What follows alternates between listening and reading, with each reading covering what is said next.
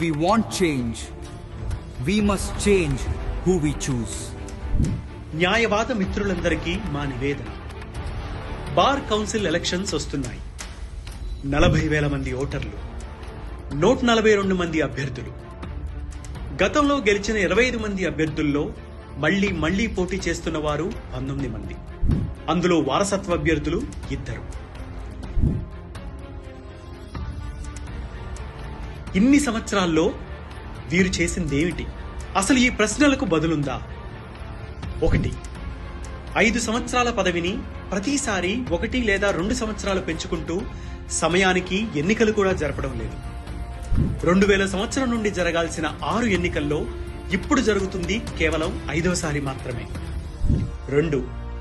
Corona సమయంలో కూడా bar associations ఎన్నికలు నిర్ణయించిన సమయానికే నిర్వహించాలని నియమాలు పెట్టుకున్నారు. ఆ నియమాలు బార్ కౌన్సిల్ ఎన్నికలకు వర్తించవా? 3.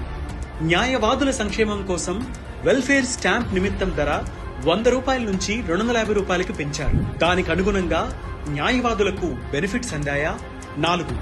ప్రచార వాగ్దానాలతో పాటు తమ పదవీ కాలంలో చేసిన పనులు వివరించారా?